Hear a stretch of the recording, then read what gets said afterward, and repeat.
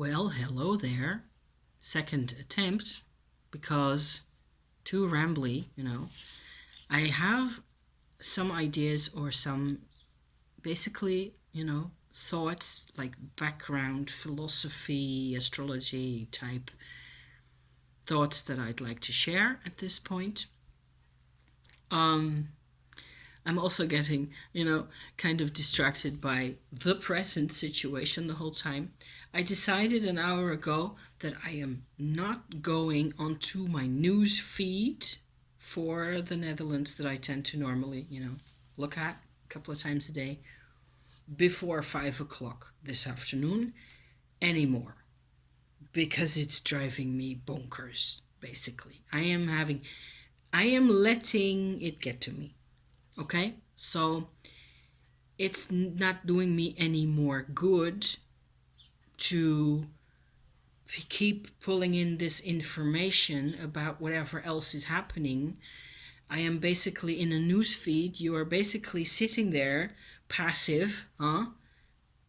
You have to basically wait what the world throws at you.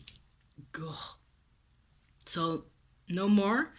I've decided that I have a couple of, I've got like these regular websites that I always go to, which is the weather that's coming, my Facebook feed, and the astrology page that I visit all the time, the astro theme, current, astrology thing, which is really relevant to me. That's always, that's kind of neutral. All these things are neutral. On Facebook, everybody's posting funny things and pictures and poems and, to cheer each other up, which is great. So I'm having all of that. It's fine. But the news? Oh, God almighty, please leave us alone. Just how much of this intel am I supposed to be living with all day long? And you can't sort of compensate for it, or, you can't do anything about it anyway. So I'm parking that. It's not like I'm not interested anymore, or I'm sort of, just going to completely disregard it, but I have to prevent myself from going onto the news feed several times an hour all the time to get bombarded with the same miserable chat all the time, day in, day out. It's getting to me. So that's one thing. Otherwise, I am working on my Nusantara tarot. It's a very weighty card right there, very recognizable. It's coming along fairly nicely. I've got quite a number of cards. It's not in a finished state as it is quite yet. This is what they look like. So they're borderless. Is that upside down? No, that's the world card right there.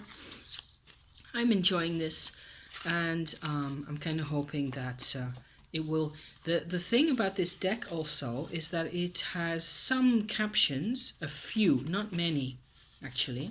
Here's an example. In Bahasa Indonesia, which is what we used to call Malay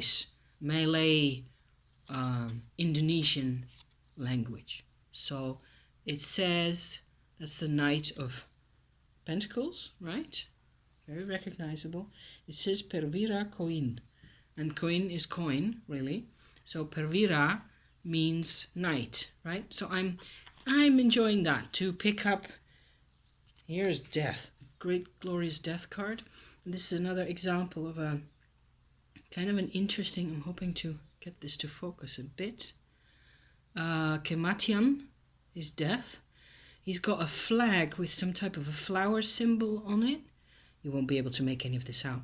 But there's figures here, and there's actually a female figure sitting on the floor in front of death, in front of his horse, turned away from him, like in this position of, or this posture of, not wanting to engage with death. And there's an old man facing him who's like challenging death as if he were protecting her. So maybe there's some kind of a folktale involved in that. I have to figure this out and see what the connection is. I'm also finding this, it's kind of, it's nostalgic. And basically it's nostalgic, but it's also like my mother was born in Indonesia and grew up there as a child. And she always had, which I never really realized until recently, she had immense nostalgia, homesickness, I think, for Indonesia all her life. And so it was like she was missing a part of, especially the natural surroundings and the forests and the rivers and the climate. She was talking about those things. She used to, yeah, when she was still alive. So that's a long time ago. But she, I think I have I've grown up with myself, with a parent, my single parent, my mother, who was the only person who was always there in my life, from age 6 and 7 or so onwards. It was all about my life with her. We were together in wherever we used to live, and we moved around a lot. We moved throughout Europe several times during my adolescence and my years growing up. I have never known in those days how much there was like this hole in her life, basically, which was, this country. And this is just one reflection, I suppose. Indonesian, Javanese, certainly. She didn't used to live on Java. She used to live on Sumatra, and before that, Sulawesi. That's where she was born. And of course there was the war and the Japanese war camps and all that. So basically hunger and not getting enough food, growing up with that, growing up with a mother who couldn't really also express herself very well. And 4 years, it's not like a couple of months or something like that. Even that would have been traumatizing enough. And so there's all these mixed, there's a lot of mixed stuff going on with this deck for me. So, but it's okay. And I'm basically fiddling with my cards here. And I'll put a little red paint edge like this ochre, this color, around the outside of the cards, around the, edge them in that color, basically, and then see what else I can do. And I've got baskets too.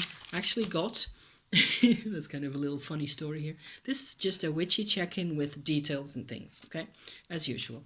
I've got these baskets. This is how that works.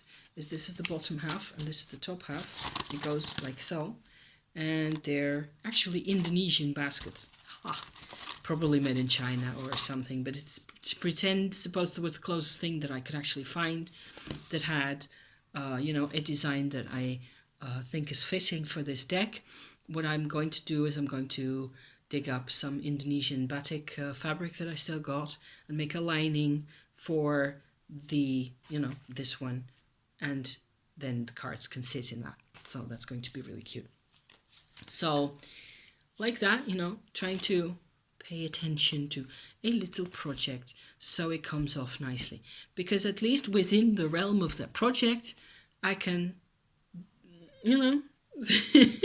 I can have some sort of control, whichever that means. Other cards I've last night or during the night I tend to still wake up, even though I'm hydrating like no tomorrow. Maybe because I'm hydrating all the time like no tomorrow, I wake up somewhere between 12 and 4 in the night and I am so parched. I am so thirsty. It's not like the house is dry or air conditioning or any of it.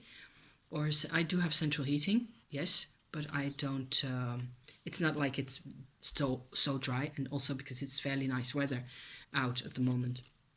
I tend to have windows open. So I don't know what it is. I suppose it's just because my whole lymphatic system has been, worked with and changing, and everything's changing. So I wake up and at some point I just have to go downstairs and make me another cup of tea, which tends to be chamomile or, with lemon or something like that. That tends to help. And afterwards I just, half an hour or so, and then I go back to bed and I go back to sleep easily enough. But what I did at 4 o'clock this morning is I drew cards for this whole stressful situation for myself, basically, because I'm noticing that I'm having, I don't know, it's kind of uncomfortable even to describe why is all this so difficult. And physically there isn't, because I'm a hermit. I've been a hermit for years now, and my husband lives here with me and we see each other regularly. I go out with him. It's basically that the atmosphere outside the house is so uncomfortable at the moment. People are so insecure also about how long this is all going to take, because if you knew beforehand it's 3 weeks and that's it, and then we'll all be out again and we'll be sitting in the sun having a lemonade, or an ice cream, then you would know that, okay, this is so fine, it's fine. But people are very insecure how long, whether this is going to take months and months, and the summer is going to go to shit, and it's not, it's so difficult. So everybody's annoyed, sort of the latent unexpressed level, higher level of annoyance that I'm picking up on, because I'm living here with my decks and my crystals and my sage, and basically having my kind of life in my little, temple precinct here that I've got for myself, or for us, basically. And so whenever I go out there, I'm like overwhelmed. Just yesterday, going just to get those baskets. Oh yeah, I was talking about the basket. There's a supermarket that sells these baskets, and they have like little plastic containers in them, two each basket. One that has boiled rice, and the other has an Indonesian style dish. Like what we had yesterday was chicken and Balinese sweet and sour soy sauce type mixture already made.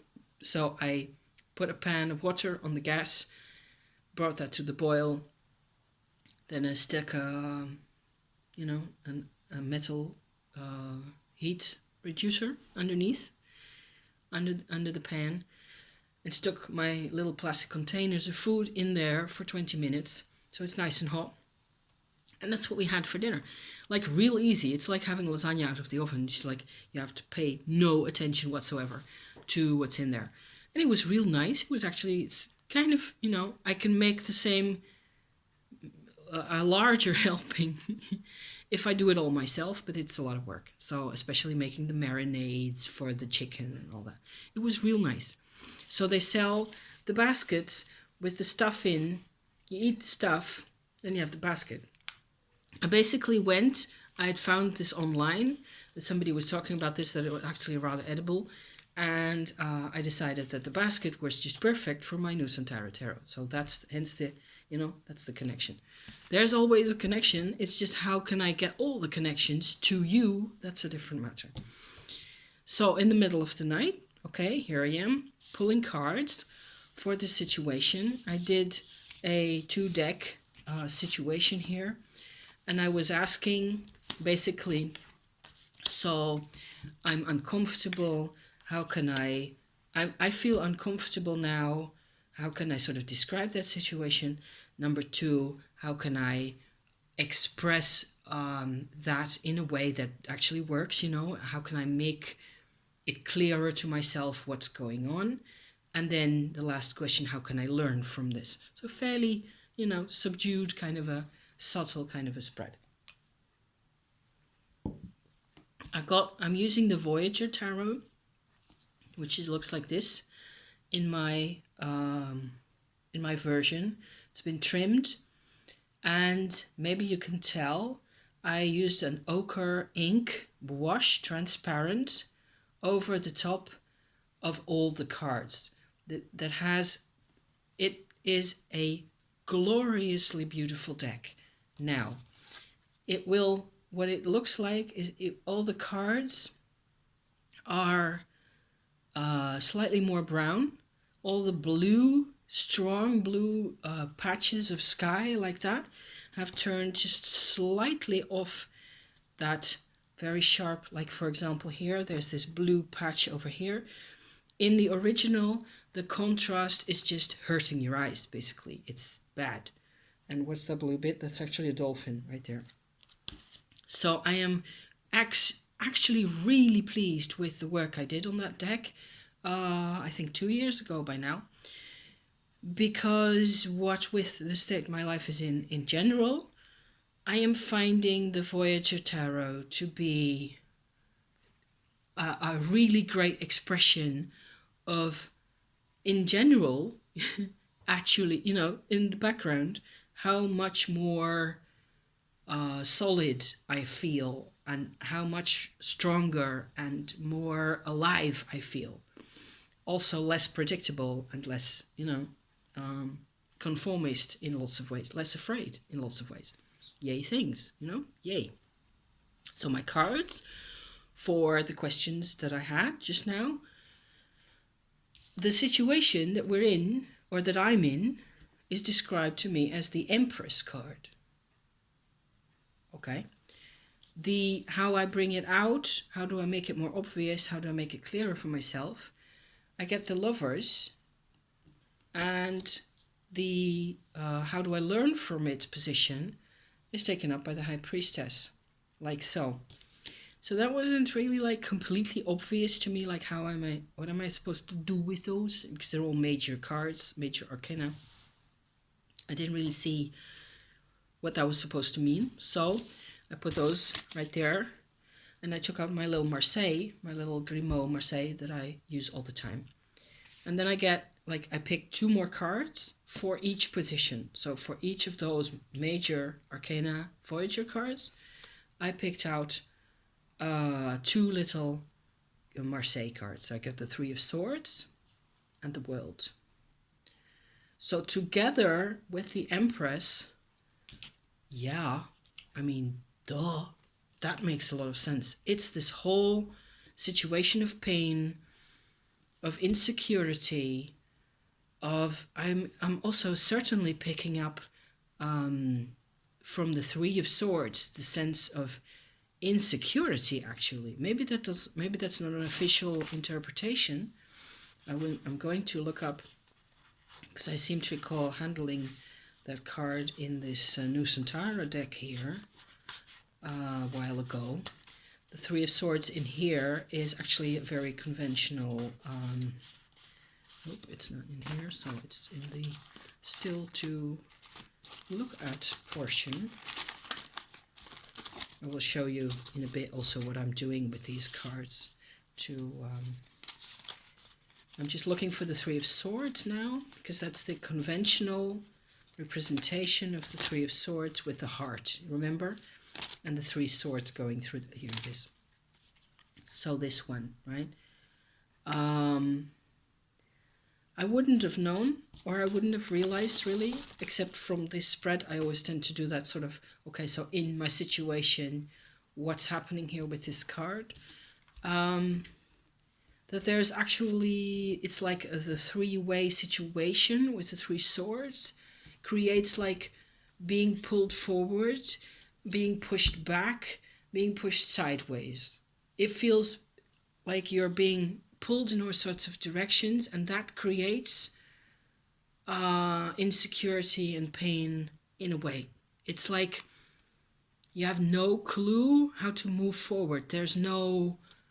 And maybe the 4 of Swords, which comes after this, right, would be that point of, okay, so I'm fed up with this yanking and pulling and all these, like I have to watch the news all the time because I want to be in the loop of things. I want to know what's going on, but it's driving me nuts. So back and forth the whole time, for example, you know. And then a third option is for me to just basically say, okay, I'm done. I'm going to watch the news at 5 o'clock in the afternoon, and that's it, and done, you know, and whatever else can happen. I've seen a lot of the news. I've seen whole loads of things that are happening in all sorts of countries, in the Netherlands and outside. You know, it's enough, and I have to choose. So the Four of Swords is the moment where you go like, okay, so shut it all down. Let me think for a bit. Makes sense, right? It makes sense with respect to the three being this constant. It's something that just makes me sick. So there you go. So that makes sense in a way because, you know, Empress, Wealth, Three of Swords, then this combination really gives me a sense of, okay, so I'm way involved, way committed to, you know, yeah. Position number 2, how can I bring it out? I had the Lover's card in the Voyager deck. I get the the page of Bâton, the Wands page right there. The Moon, like so. So it means to me deciding, basically, based on my own emotional makeup. So I have to know myself. I have to think of how I actually react to things, how I actually really always am. I am drawn in by people, always. Even if I don't know it, even if I don't realize it, when I'm not aware of it, people are always drawing. It's not their fault. It's just the way things are for me. My husband has had to talk to, he's had like 80 or so phone conversations in the past 2 days. Everybody's asking him the same questions. Where can I get the money to pay my my staff? How can I, what about the taxes? What about this? What about the other? There's like 5 or 6 questions that everybody's asking him all the time. All the time, yada, yada, yada, yada, yada, the same story. He ended up having last night, it was like his whole like upper heart area or lower throat area was completely locked out. And he was trying to talk to people, trying to tell them the things they need to know and so on and so forth through through a system that's basically going like, yeah, I can't do it anymore, you know, because it's too much, too repetitive, too, and then yeah. So in the end, what happened is I did a bit of massaging and a couple of other things, and you know, generally clearing the air a bit. But the most important thing that I actually got to do to him is, which is something that it's a bit of a I'm looking for the word here. It's a very tough kind of medicine. I get him to sit at the table and lean his head on his arms like so. And then I have to find the exact spot, or spots in this case, in there. So on the upper back, really underneath the neck area, just a little bit down, like there. And I stick an elbow in there. And I'm pushing down on the area with all of my 80 kilos, you know, for as long as I think is necessary, until at some point there's like a kind of a releasing in there, and then I can sort of lift off slowly. I had to do that 3 times on and around that same area, and then lower down in his back around the sort of midriff area right there at the back, 2 more pushes like that. And the first 2 or 3 were actually the longest. I lean on there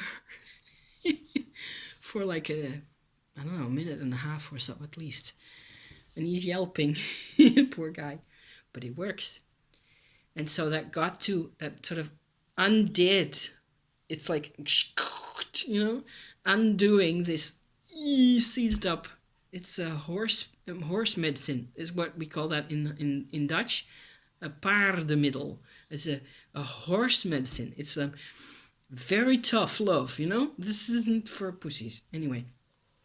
So after that, he had another cup of hot water with magnesium, which is a de-stressant for the muscles, and an aspirin, and he went into the bath for half an hour, and then he slept like a log, and this morning he was much better. So it's okay.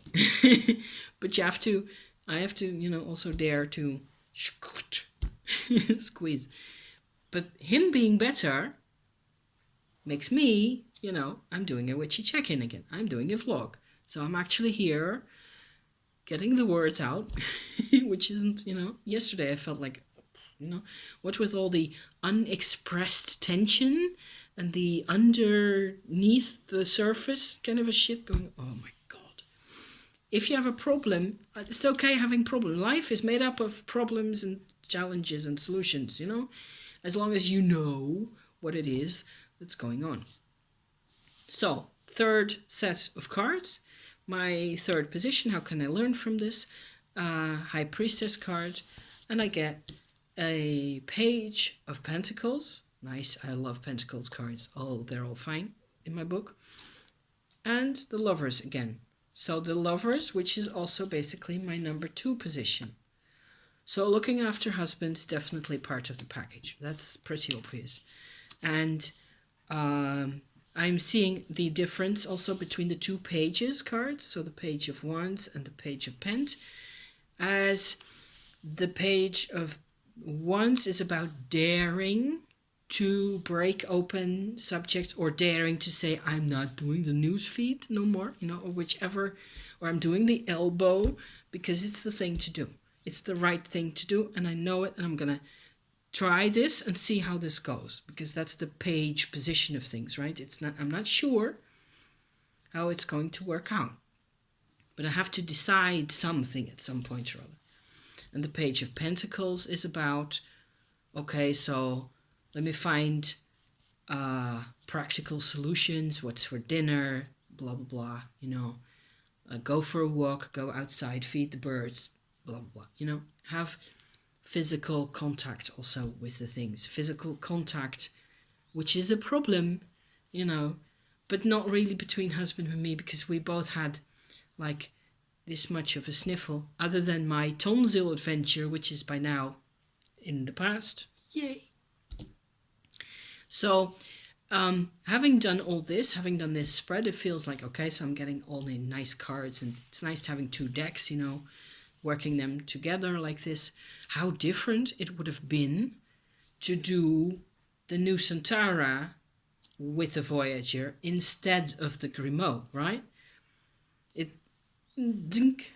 So I love that. I love the mind going, oh hey, whoop, different perspective. That's so cool. I had 2 more cards from the Grimaud come out that sort of felt like, okay, we're here. We want to, final close off this deal for you. Hermit. Yeah. And Empress. And I'm showing them to you basically because we started off with the Empress. And so these are 2 Empresses, right? That's the conventional, traditional Empress as we know her. And Imperatrice, huh? Yes, that's what it is. And there she is in an Egyptian, isn't it Isis?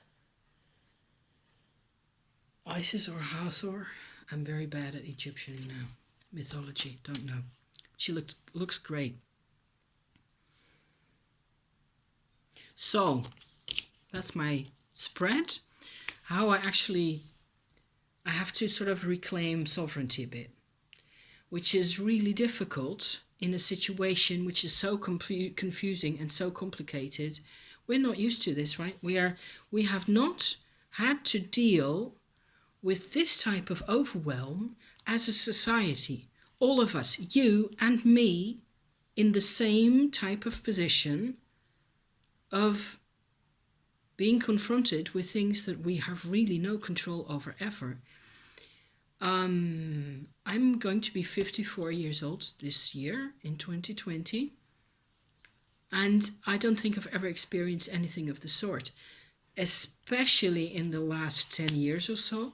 Before that, my life I was used to being shunted around and being a pawn in somebody else's game. Definitely, that was normal, but I was never physically threatened. And that's another thing. I think a lot of people are, hopping onto the panic train because for some reason it's the thing that everybody's doing. It's a question you can ask yourself, you know. Should you panic? Are you being threatened? Is there a tiger in front of you threatening to, zzzt? So, anyway. It's up to everybody's personal choices. And I'm finding that actually what with, has been being sorted out for slightly for a while, Maybe tonight I'll have to do another intervention and things like that. We will see what we can do. There's a certain level where life is more or less manageable. And I think we should get back to that. That's cold now. That's really ice cold coffee. Still tastes good though. So the last thing on my menu for today, I think, is the astrology. I'm going to put away my cards because mess and junk, I was thinking, what with all this stressed out business, how actually, how if I could,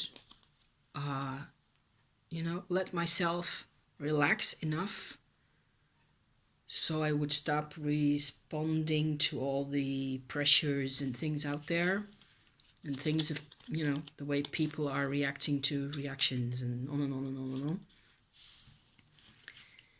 In order to pick up on what's actually happening in the skies in terms of astrology at the moment. Because as I speak to you now, it's 11 o'clock by now. Jeez, I've been in half an hour. Yes, wow. So quickly, please, hopefully.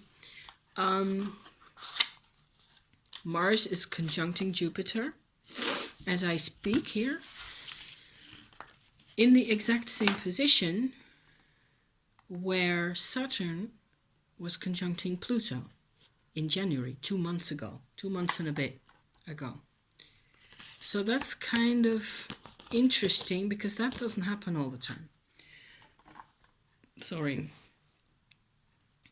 And I was wondering, so if I step away from all this emotional turmoil and I'm just trying to be inside myself, can I pick up on the vibration of that? Can I see what's happening?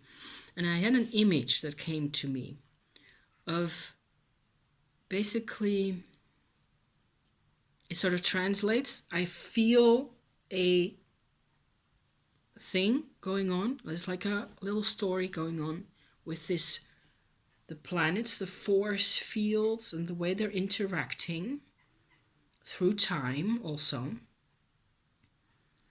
And it sort of translates into an image. And the image was this one.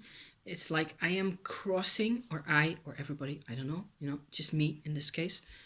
I am crossing a river crossing through the water, which is about like up to my thighs in depth.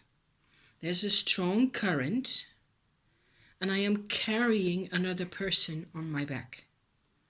This was the image that came to me. So it feels physically like there's a strong current that's trying to pull me sideways, basically. I have to watch my feet in that kind of situation, You have to watch where your boots are and whether you have to carefully put your feet one in front of the other, There's this strong current. And at the same time, which is normally already an interesting position to be in, at the same time, there's a weight on top of me, like pushing me downward. And it's not really a big conflict between the two, but I have to keep my balance. And if I don't keep my balance, if I fall over, it isn't only about me, apparently. It's about the person, theoretical person sitting on my back also. So that was the image that came to me.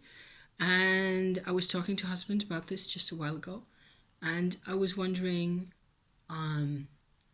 how that applies to the planets, as they are.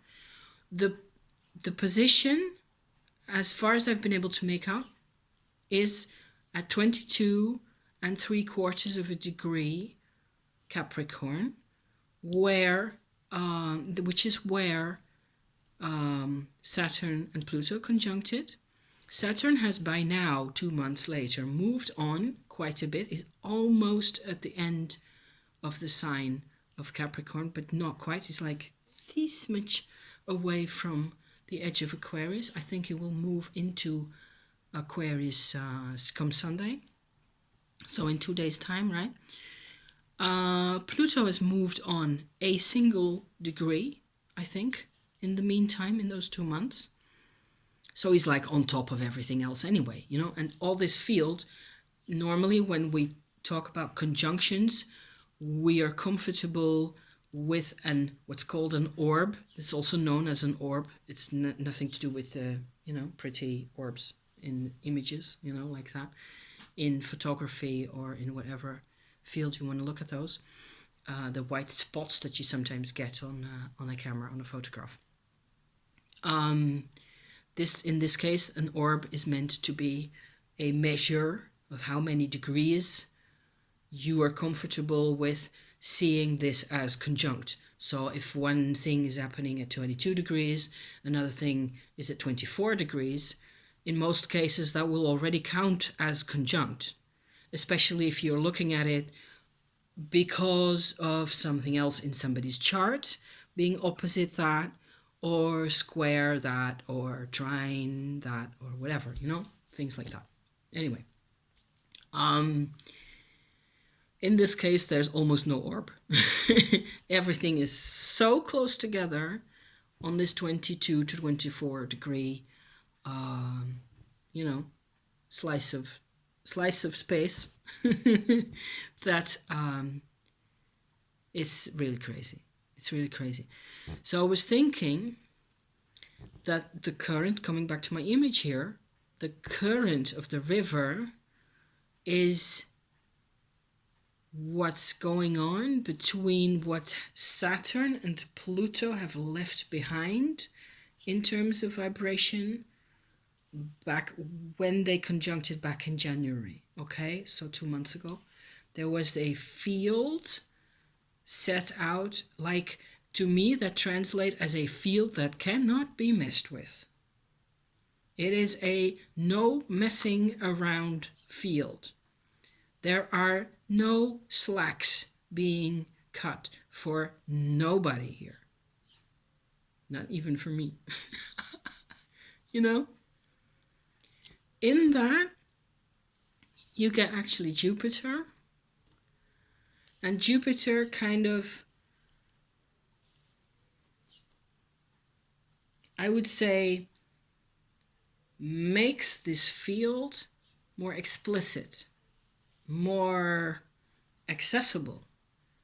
So where it was in January, it was still very much a subconscious field. It was underneath the surface, and it was no messing around, but nobody knew it. Nobody knew anything about it, except the astrologers, maybe, just depending on how you work with this type of stuff. It's all quite, it's how this is my impression of the whole thing as it's going on. This is how it's being filtered through me, right? So this is how I look at it. So Jupiter kind of makes it all come into the daylight, which is why we have our current situation. And Mars, I think, is the weight on our shoulders. The responsibility. Weird, yes, but Mars in Capricorn, I think, can do that, definitely. The moon has also passed over this position Wednesday, so 2 days ago. It was exactly, going, during the day of Wednesday, it was going conjunct Mars. A couple hours later, conjunct Jupiter. A couple hours later, conjunct Pluto, like that. And then during the nighttime, going conjunct Saturn. So really close together. So the moon even, that was a day that I was most uncomfortable looking at the things, and I was still, looking at the news feed and still having all this mess. And the husband was in a mess, and everybody was just basically, it was chaotic. Although, lucky us, maybe, it was not a full or a new moon. It was just a sickle moon of some sort. I haven't checked. Basically, I think it will have been like a last quarter moon of some sort, somewhere along those lines. I think the sun is in Aries now, or will be soon enough. Not in the actual, which is also a big theme in people talking about astrology, is if you go to look at the actual star positions, I've got a sky map app on my phone, which I can just point at bits of the sky, even going down through the earth like that. That's so cool. And you get little images of constellations, of course, which are all around us, and also of the actual planets. So I can actually see the conjunction happening right there at one point a couple of days ago that we checked on this. And it's actually, they are conjuncting. Only in the sky map, what's happening is it's happening in Sagittarius, not in Capricorn. So a lot of people who don't know enough or don't really have a relationship with astrology, they will go like, but it's happening in Sag. How can you tell me this is having this significance with Capricorn if it isn't happening in Capricorn, really? I've actually got an answer for that. I have got an answer for that, which I think is rather cool, The thing is, what matters is the sequence of the signs. So the sequence doesn't change. The sequence is still Scorpio, Sagittarius, Capricorn, Aquarius, Pisces, right? It stays that way. The fact that the planet, it's not really about a part of the sky at all, unless there's conjunctions and things happening in a particular. The thing is happening in a part of our culture, and that's like a under the surface, unconscious cultural sequence that we live with, that we have lived with, all of us, always. We all have star signs and sun signs and moon signs and all the rest of it, and we are used to the moon, for example, doing a trajectory through that sequence of signs, the sequence of those particular energies. And that's what matters, and not whether. It doesn't really have anything to do. It's just an illustration, what's happening up there. In terms of constellations, that's an illustration of a sequence of moods, basically. Going from Aries to Taurus, and then to Gemini, and then to Cancer, is a sequence of how life develops for us. So that's my answer to that. I hope it makes some kind of sense. In terms of the actual conjunction happening now, so it's keeping your balance.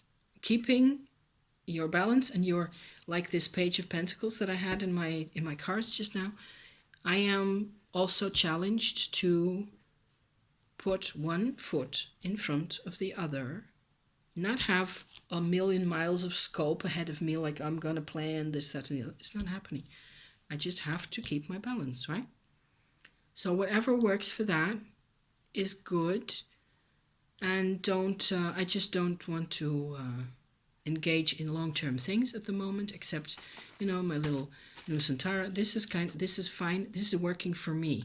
I am hugely comforted by having a little practical, repetitive, simple action to do. I keep tabs on what's going on around me, and that's enough for now. My tonsils are okay. I must have 3 mugs of hot water on top of everything else I'm drinking every day, at least. 3 mugs is less than a liter. I don't know how much that is in other types of money. Yeah, I have to figure that out. 4 mugs is better. And that keeps my lymphatic system happy. And if my lymphatic system is happy, so is my immune system. And I am upset at the fact that everybody is yapping about immunity, sorry for the word, talking about immunity and the immune system, and nobody is willing to research, other approaches. The Ayurveda medicine actually has a lot of intel on how important the lymphatic system is. If you don't acknowledge this system, how are you going to look after it? How is it going to look after you? That's quite a challenge. So I'm kind of hoping that maybe it'll come into the news somehow. It'll come into people's attention will be. There's loads, hundreds of thousands of people out there already who have come to reconsider. It's not like Western medicine is all bad. Certainly not. I'm not going to say that. It saved my husband's life, But there's essential oils. I wish I could make you smell this. This is thyme oil with pine, and some type of eucalyptus with a bit of cinnamon and clove. It's very, it makes... Essential oils are always your friend. Regular, normal Western medicine doesn't even acknowledge the therapeutic qualities of essential oils. Then you're really, that you're not making any sense. So I wish you all the best. I'm going to leave you at this. I'm actually rather pleased that I managed to, I think, make some type of a cohesive tale. I'm going to continue. What I'm doing is I've laminated those cards. Can you see how shiny they are? And the plastic it's more or less okay. Some cards are kind of, a bit irregular, but the plastic actually of the lamination has a sharp edge. So I sand those off with a rather fine sanded paper, and I take off some of the corners as well, so that's nice and smooth. And then when all that is done, I will put my red ochre ink paint around the edges, and then we will move on to the sewing machine probably to make the lining for the basket. So yeah, things to do. Be well. I hope you're okay, and don't let them get to you. Okay, just be you and keep your balance. Okay, see you soon. Thank you so much for being here, you guys. Thank you. Bye-bye.